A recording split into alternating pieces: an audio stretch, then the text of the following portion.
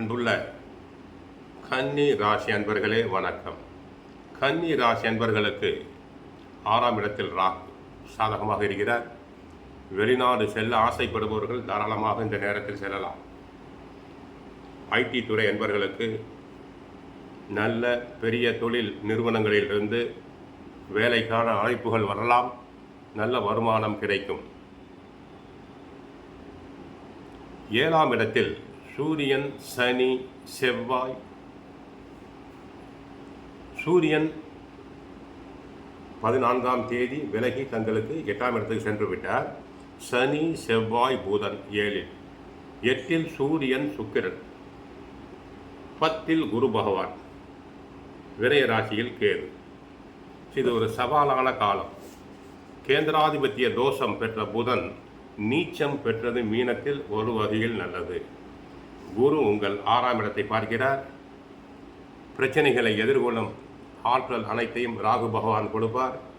எதிர்பாராத வகையில் பண வரவுகள் திடீர் என்று கிடைக்கலாம். எதிரிகளை வெல்வதற்கான ஒரு அமைப்பு தங்களுக்கு கிடைக்கும். வியாபாரத்தில் புது தொழில் தொடங்குவதோ அகலக்கால் வைப்பதோ கூடவே கூடாது. சிறிது காலம் பொறுமையாக இருங்கள். சுபகாரியங்களில் தடங்கல்கள் தாமதங்கள் உண்டாகலாம். 8ஆம் பாவ சூரியன் காரணமாக எதிர்பாராத பிரச்சனைகள், உடல் நல குறைபாடுகள் உண்டாகலாம். ஒற்றை தலைவலி, யூரினல் இன்ஃபெக்ஷன், உஷ்ண நோய்கள் அதிகரிக்கும். கண் உபாதை உண்டாகும். இஎன்டி ப்ராப்ளம் உண்டாகும். நெஞ்சில் படபடப்பு உண்டாகும்.